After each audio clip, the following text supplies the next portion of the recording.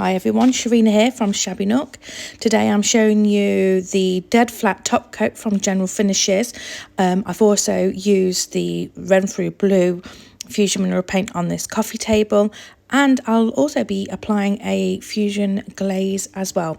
Here is a little trick that I've picked up over the last few years. It's basically to keep the tin nice and clean. So when you're pouring out your top coat, this just gives it a little spout and makes it so much easier for it to pour and to help keep that tin nice and clean. Little close up for you there. Dripping it everywhere. So top coating can be quite intimidating for a lot of people that are just starting out. It does take practice, there's no doubt in that, but there's a few tricks that I've picked up along the way, and I'm hoping to try and run through them with you. Now I have sped this video up because it is a bit boring, let's be honest, just watching someone roller some top coat on. So I'm going to highlight what we're doing here. I find applying the product quickly, getting it laid down on the surface as quickly as possible, and then going back and tidying it up again at speed, I find it often gets the best results. So here I've just quickly laid the product down quite evenly, well as evenly as I could, and then I'm going to go back over it and sort of do a final layoff with the roller, and you'll see this technique here. You can just hear my washing machine going in the background. Ignore that. Now, it does take a little bit of practice knowing how much pressure to use.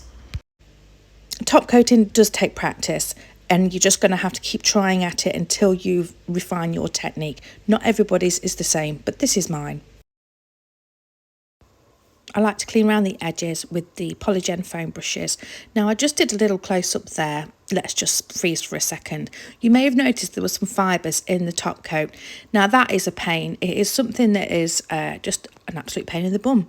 And top tips really is keep your hair tied up. Wear a similar colour to the paint that you're working with. Make sure it's not a dusty environment. Try not to hoover just before your top coat. And yeah, there's not more. Oh, fibrous clothing. Yes, fibrous clothing. Make sure you're not wearing fibrous clothing like I was. And yes, hence why I got fibres in the top coat. But this is the first coat, so it's no big deal. We're going to sand now. So I quickly just dried it off, as you could see, with a heat gun. And I always sand between my coats. So I'm using a fine some sanding pad here, and I turn it over actually to help remove the dust. Little tip for you there. I like to use the back of the sanding pad because that helps remove excess dust. So there we are. Now we're just obviously cleaning the dust off with a rag.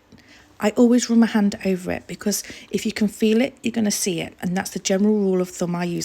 Okay, second coat. So applying it really quickly. Obviously this has been sped up, but again, I'm not too particular about how I'm applying it. I'm getting it on quickly, and I'm trying to get it on fairly evenly. Now this is the part where I spend more of my time tidying it up.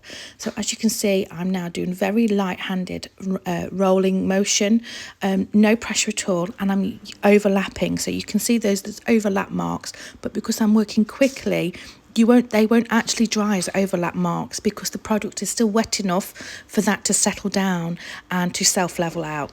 So I'm just going to freeze the screen a little second here. Can you see that mark? So what actually happened was I basically was sanding out the piece of fibre that got into my top coat, and I sanded through the top coat and slightly burnished the paint underneath.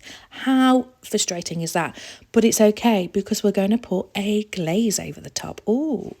I forgot to take a picture of the quantities, but it's Fusion Mineral Paint glaze with a touch of ash in it.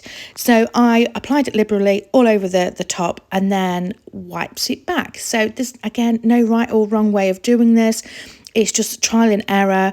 I just kept wiping back the excess till I felt there's enough. Then I went in for a second coat and I just put a little bit here and there. Now, once that's dried, I then got my sanding pad and again sanded it back because I wanted to be quite subtle. So once the glaze was fully dried, I went over with another coat of General Finishes Dead Flat. Really happy with the results here. I went for quite a subtle glaze in the end. I took it back quite far, as you can probably see here. And here is the final result. Look at this. I absolutely love it. Really subtle. Bit of glaze under there. I wasn't sure if I was going to do glaze. I did think about doing a glaze, but when I burnt through to the paint, I really didn't want to have to repaint it and start again. So hence why we went in for a glaze, because it hid it. How great is that? Let me know what you think. Everything that I've used and explained about in this video today, you can find on our website, shabbynook.co.uk. Thanks for watching.